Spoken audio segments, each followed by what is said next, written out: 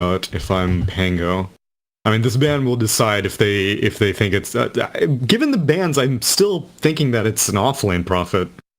Yeah, and because they're so limited on the offlane options, honestly, because of all the offlane bans, I think that's another reason where it's like, okay, let's spin them in the offlane and also true. Let's just get a strong mid, like a Luna or a Lena.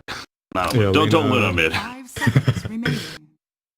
Lena could potentially be decent here. They could go the whole shadow feed. We've seen that a couple times, more so with the Visage, but the whole Guardian Grief shadow fiend build. That's true. Yeah, that would be pretty good. So they had done Razor in the one game that Gostic did play, the Nature's Prophet. It's just that I don't really like it that much against Terrorblade, and so that's why I didn't suggest it. Why don't you like it against Terrorblade? You don't really get close enough. You can't safely get close to him to start static linking because he's going to have 2 illusions that are full damage attacking you. So you can static link the main hero, but once he's in Metamorphosis and once he has illusions pounding on you, then you can't really do very much. And Razor, even though he has some AoE spells like Plasma Field and Unstable Current, Eye of the Storm and Static Link both work in a way heavily against single target stuff. And so... again, it's not really that effective at dealing with a Terrorblade. OD. Final pick. Man, OD versus Razor used to be like the go-to thing. I remember seeing so much OD versus Razor. Yeah. Well, yeah, Imprisonment feels really good and Equilibrium slow even now. That's true, yeah. It was mainly because Razor became really popular and everyone was just like, how do I deal with Static Link? Oh, I'll just imprison him as soon as he casts it. And using their own tools against them. Wow, okay. Pango coming out for, I guess, Forev. And it's going to be a Fear Tiny? Oh, no, Fear Grimstar. Fear March. I mean, March Tiny. Mid. No, wait. Oh, Mid Tiny. Mm-hmm. Brile. Against a Razor. Why? Yes. Are they really going to Mid Tiny against a Razor? That seems not good. Yeah, that seems pretty rough. Oh, man. Even I know that. Forev Pango, though, that's interesting. I believe I've known him to play this hero in pubs, but I don't know if I've seen it in competitive, from him at least. Why Pango? Yeah. We don't see a lot of Pangos right now, but the mix of the Disarm and the Silence is good against a hero like Juggernaut, I guess you could argue. Yeah. I mean, namely the Silence. The Disarm, I think... isn't really that relevant. If Juggernaut goes into Omni Slash, he ignores Disarms. And... clears creep waves pretty well. Yeah. I mean, it's... they already have that, though, kinda. It's a very weird pick. They have now a very clear aura hero. My favorite Pango build was always Isis Pango, in which he would just go pure tank, which is very common now, but like back whenever Isis was playing it, he would like rush Crimson Guard and pipe and hood and all that stuff, and back then it was unprecedented. Now it's the go-to thing for every offlaner. But in general, it makes Pangolier such a difficult hero to kill because that combined with Shield Crash is very similar to what their Sven feels like with Warcry. It's just so much damage mitigation that it takes so long to kill these heroes. I'm just still baffled that whoever, leading to like, hey, bro, what hero do you want to play against Razor? Tiny. What? You sure? Yeah, trust me, it's gonna... I don't know. That just feels so odd to me still. But obviously, I have to assume it was part of... He at least had some of the decision-making there, and... They did dual mid in his Morphling game, so they could dual mid here, because Pango can solo, and I think Terrorblade can be fine with Grimstroke support. But I don't think they're going to do that. They got Elder Titan kind of just walking on by for now. Headed towards that top lane, setting up to be a possible tri-lane, or maybe just going to battle for the bounty runes, but Rev up here in Pango. I think they're going to go for... Wait, but they're actually trialing with Forev. No, they can't do that. Terrorblade needs support. Nah, he's fine. I mean, he does have plenty of armor to deal with Treants, but it's still 3 units against 1 at level 1. I mean, could you make the argument that they could just sack this lane, though, almost? Sack Terrorblade early on and dominate the top lane on paper. That is a lot to expect from Bryle then, because like I think Moo has been the most consistent player on J-Storm throughout all these series, and I think it would not be in your best interest. Well, I mean, they have lost every single game so far, so you do need to start mixing it up. No, ET's going to TP bot, and it'll look like it'll be 2-1-2, as Bryle is just going to have to 1v1 a Razor, and I'm looking forward to see how he handles this, because maybe I'll learn something.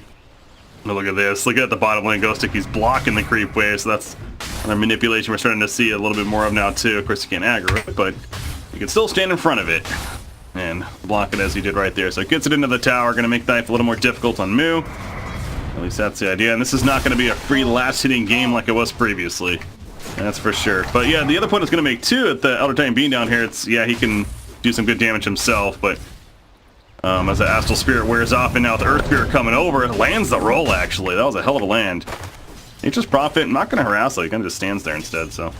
But Nature's Prophet, great bully himself, and with the Earth Spirit nearby, I feel like Elder Titan will have to be careful not to overextend.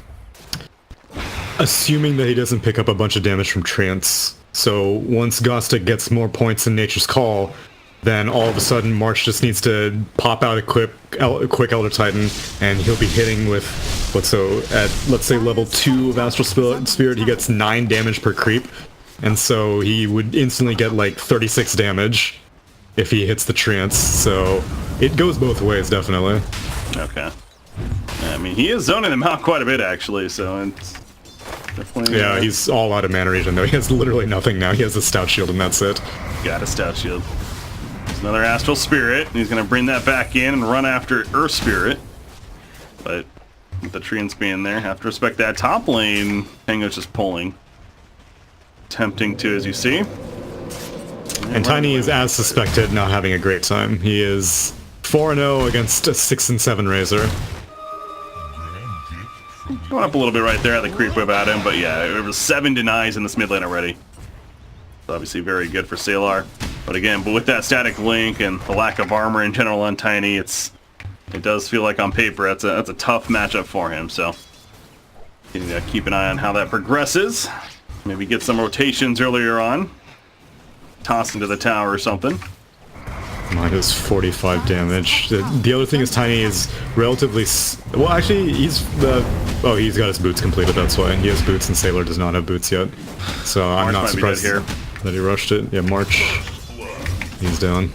And then that's what I was worried about in the end, though. I mean, he kind of went back in again, barely... He used the Astral Spirit and he kind of ran after them, but eventually the stun hit from the barrel roll, and then Nature's Prophet just stood his ground and attacked him with the Blightstone, so... They get first blood. He is back in there. And he comes back with the... Oh no, it's not his Wraith Band. Yeah. Yeah, I was just like, what? Does this man think Aquila is still a thing? No, he delivers the Wraith Band, but he doesn't come back with any region of his own. He doesn't come back with a Clarity, a Mango, a Tango, nothing. He just comes back with a Ward and a Windlace.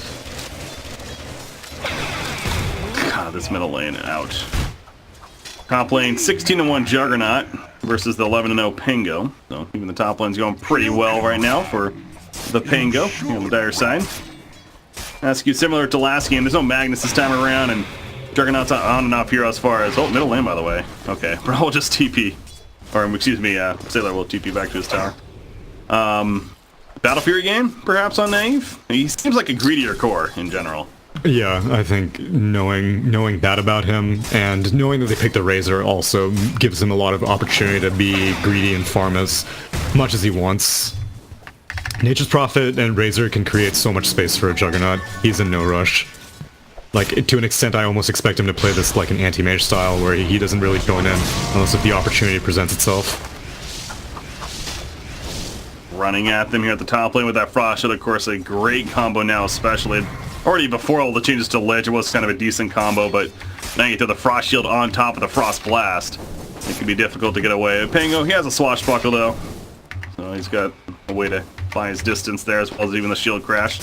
Help things out. He's going to hunt down. Fine Slayer. He doesn't have any points in Lucky Shot, though, so... Oh! The Ink Stroke of Fate, what a aim by Fear. Yeah. Great angle right there. Not easy to land that, especially at that distance sometimes, but... A hell of a job there, and they get the first kill of their game. Good news at the top lane. Kinda. You still have a Juggernaut that is farming very well, but... Also, speaking of itemization, curious on the Razor build, a hero that can go plethora of items. Looks like the Hooded Defiance will be early on, but will he maybe build something like a Yule's then later? Or? I'd be surprised. I think ideally he wants to go just pure tank.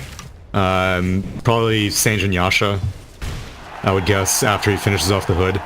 And then after that, again, just anything that tanks him up. BKB would be... I think BKB would probably be the best option. If you want creativity, it's going to come out of Nature's Prophet, who almost certainly will build with Vlads, but I could see something like... I would love to see a Solar Crest.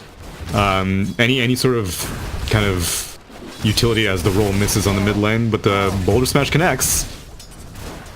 And that man has 168 damage stolen with Static Link.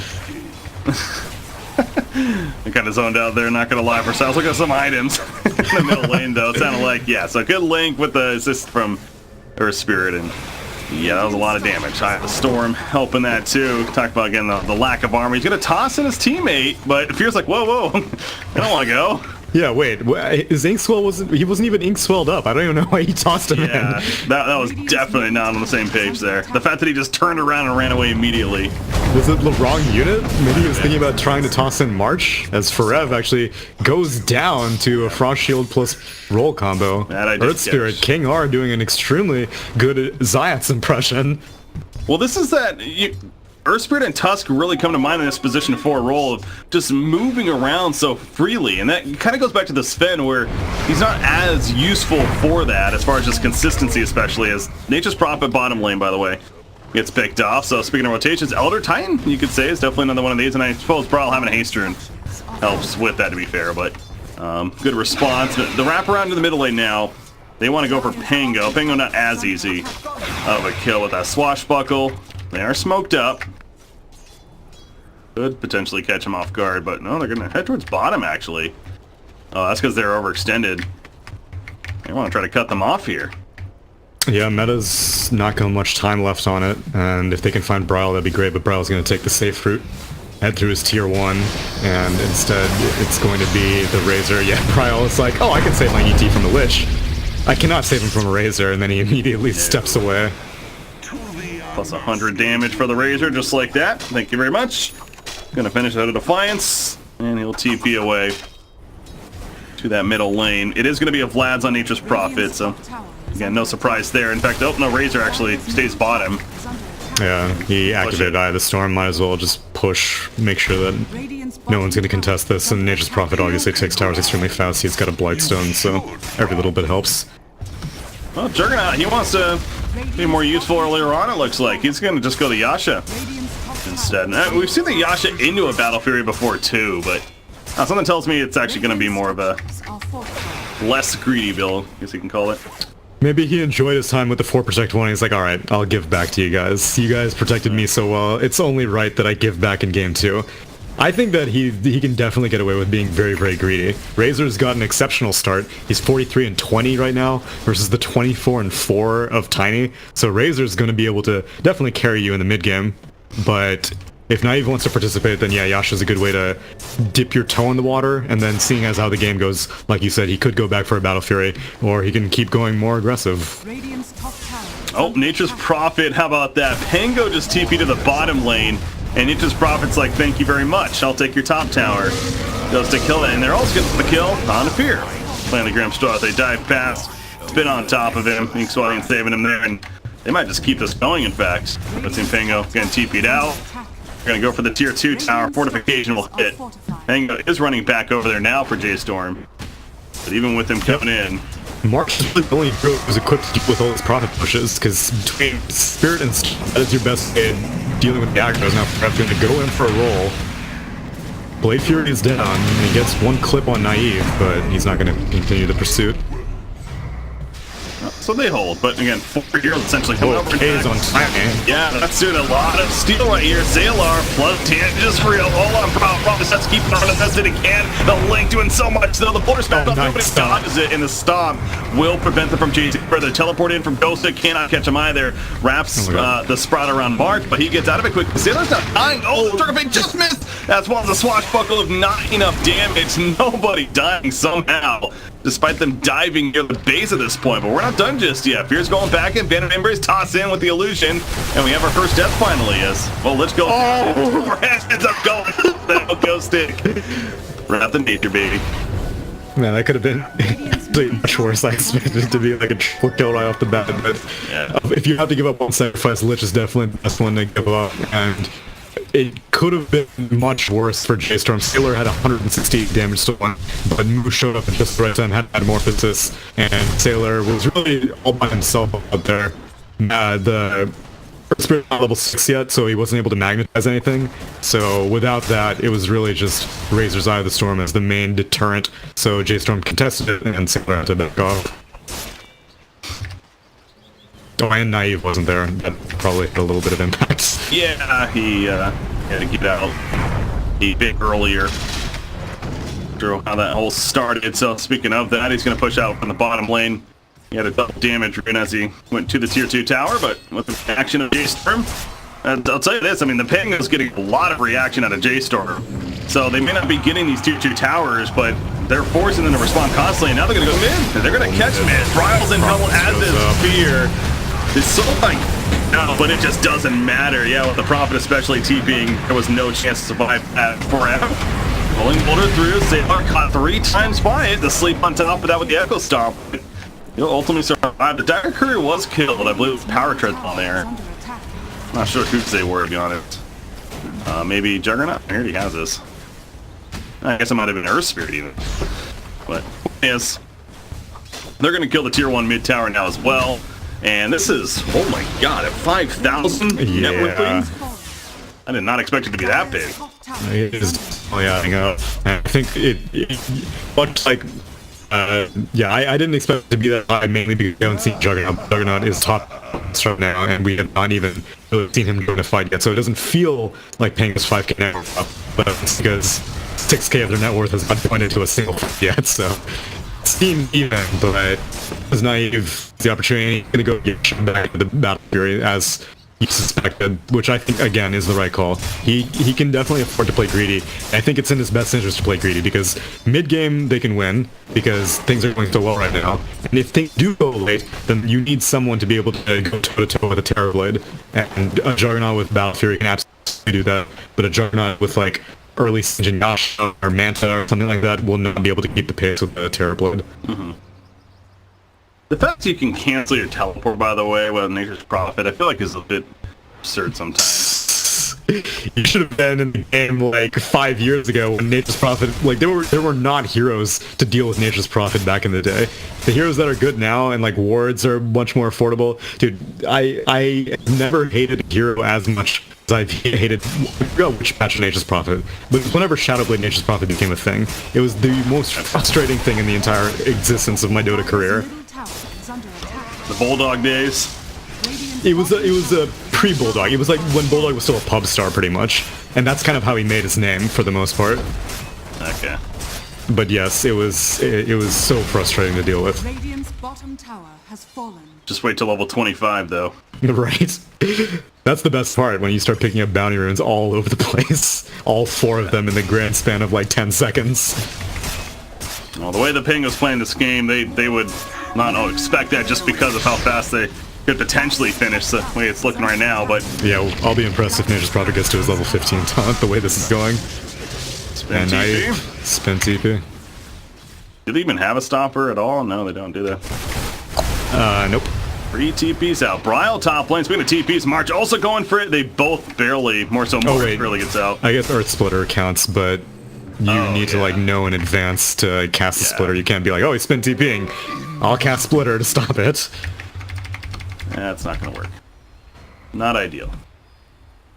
That's another mechanic that the whole Omni slash TP, the fact that you can do that is absurd, honestly. But and now a lot of people are discovering, this has been in the game for a long time, but you can activate Blade Fury while TPing, like an Invis. And so basically if you go into Omni Slash, even if your Omni Slash ends early, you're going to come out, you can immediately Blade Fury, and like it's such a small window to be able to stop a Juggernaut. Bottom lane. Uh-oh, Moo's in trouble. He's going to go for a TP. And he does not Nature's know. Prophet is everywhere. Yeah, well, that's teleportation for you. And with the Lich nearby, Sinister's Gaze. Sunder? Nah, I think he was gonna die regardless. No reason to put it on a 2-minute cooldown. Taken out. That was all Lich, though. Getting the vision the whole time. He picked up an Invis rune and made the best use of it. Actually, I am a little bit surprised, because if he sundered it at TP, no one could have disabled it, because Sinister Gaze was used, Rolling Boulder by the way, this is big. They get both with the Soulbind Knife and Salar, but Salar now draining the damage. Knife getting low, getting the Omni-Slash shot for, and they're here to use it, actually. It looks like, so it's on cooldown currently. Now Salar, though, with the link damage, plus 160. Thank you very much, he says. Killed the Pango, and oh, somebody died elsewhere. That was March actually died. Okay, he was in the midst of it too. Yeah. And unsurprisingly, Gostic showed up at the fight. And he is not relenting. This is what makes Prophet such an effective Vlad's builder, is because anytime there's a fight, you instantly get the Vlad Zora. It's not like, oh, I gotta fall around my carry as now Sailor Mu again getting abused. And look who's here. Let's turn it into a push. Oh, hey, I've got the Vlad Zora. It's all good, guys. They just killed Juggernaut, the top arm of the game, and they're still down 10,000 net worth at 16. But even if you eliminate Jug, they're still up 2k net worth. Yeah. If Jug wasn't in this game. Yeah, brutal. That's going to be another tower kill, and at this point, too, Nature's Prophet is just going to be able to right-click a full Crimson Guard. So you thought the Vlad's was great to have, especially this early on. A Crimson Guard this early. You're not touching these heroes right now, so that's it's just going to get worse and worse. And it's hard to say the obvious answer for J-Storm. I mean, I guess the obvious answer is they need to make space for Terrorblade, but how the hell you do that? Well, don't ask me. I'm not the pro here. No one can make space. No one is big enough to, like, be intimidating for Pango. Like, Bryle is the most farm that you can expose. He's got a Blink Dagger, so like, he's hiding right now. He can't even kill this Gostic, who has got the full Crimson Guard completed. So I shouldn't say this Gostic. Gostic is 8k net worth, and Bryle is 5k net worth. But the mid position can't kill the enemy offlane, and so that's always a bad sign. Although Forev is going to try to cut some creep waves, so I guess do whatever you can to make space, even if it means killing some of the creeps that Terrorblade probably wants to kill. Yeah, they're going to see him doing that, and you're going to be annoyed, but overall, not the biggest deal. Double damage unit is also sitting here next to several players. Yeah, if Jug sees that, they could very easily Roche with it. Stop this Terrorblade from trying to push out the bottom lane. Pango's still over here, though. He's still being sneaky about this, going to keep pushing it back, but the double damage eventually picked up by Razor. Oh man, he's going to see this courier. Oh. What a shame. Just gets the wave. So the Battle Fury finish for Juggernaut. They're not going to be able to continue pushing this. And you mentioned the idea of a Roshan. Even without the double damage on Juggernaut, I still think it's... In fact, Nature's Prophet is here. He pings it out. He's like, guys, I'm here. Let's go.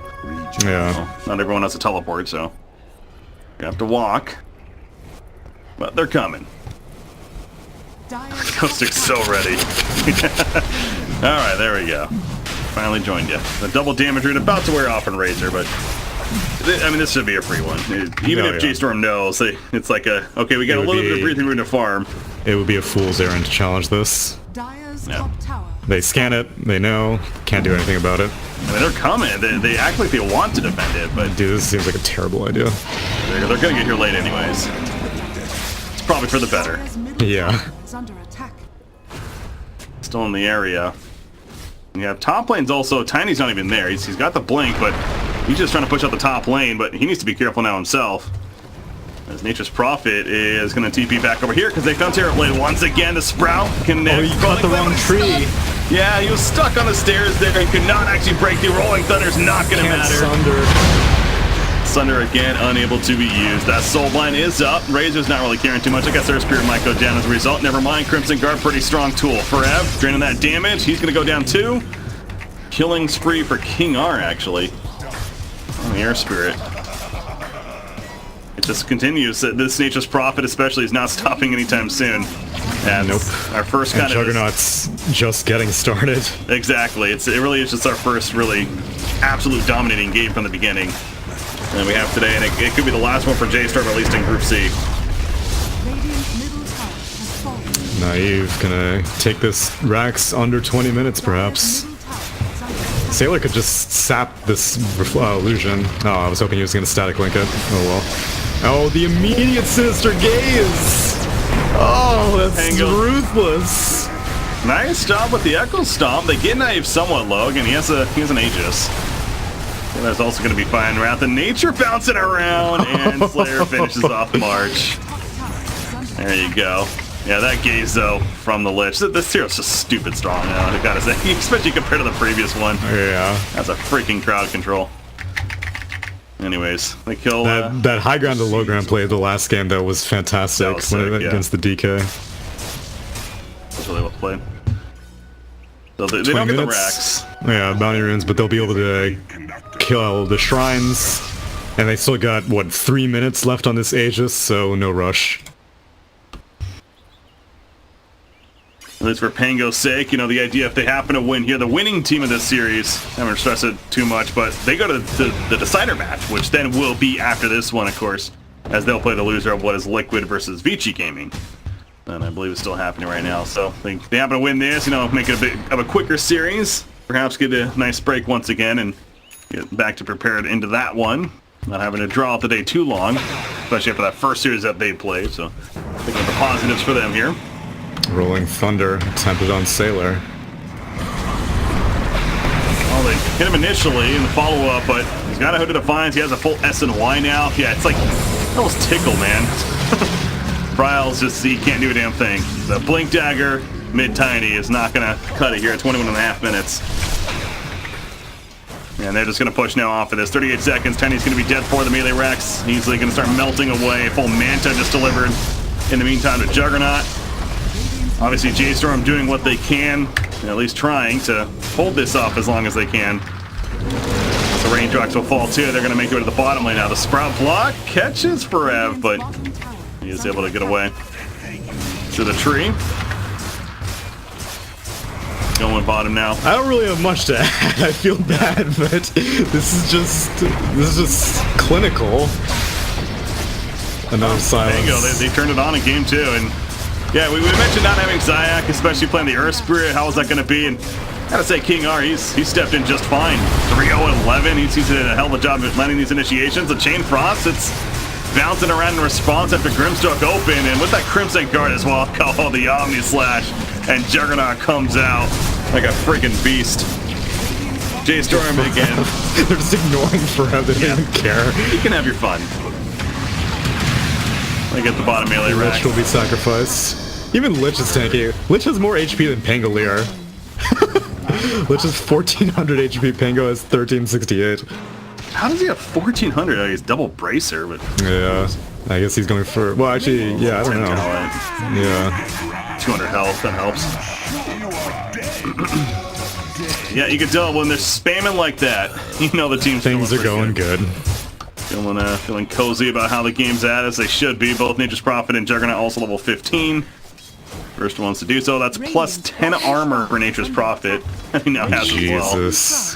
Has fallen. So wait, hovering over him, he has 68% physical resist, and that's not factoring the passive block of the Crimson Guard and obviously the active shield of it. So, man, and usually with a build like this, I would be like, okay, so if you're J-Storm, this Prophet has not built any damage, so you should win late. But thankfully, Naive built the Battle Fury, and so he's their insurance in case things do go late. Naive is definitely going to be able to farm out, and he's going to be able to consistently outfarm this Terrorblade for at least like the next 15 minutes. Is now Braille again getting caught rolling Thunder in. And Braille's just not going to be able to accomplish a lot. He tosses them away. All his damage is just drained though, so again, they don't lose anybody, but now Razor's coming in with plus 178 damage. And they're going to go right to the top 3 tier 3 tower, excuse me. Yeah, backdoor protection is down, both the mid lane and bottom lane, as the bottom lane successfully claims the bot range racks, and it is the last racks remaining for J-Storm before they get knocked down to the lower bracket. Best of 1. Brawl goes in once again. A last-ditch effort for J-Storm perhaps. The follow-up, the Earth Splitter does connect somewhat. Razor, victim of that, but now the Omni Slash bouncing around the Sunder. I heard it go off, but it didn't matter. GG is called. That's going to do it officially. The Pangos moving on to the decider match here in Group C. For J-Storm, they're still live in the tournament, but it's going to be a hell of a journey to come back from this because they're going to go to the lower bracket, where, as we mentioned as well, they're going to play Forward Gaming in a best-of-1, their NA counterparts. Whew, that's going to be tough. Yeah, that does hurt. It's low.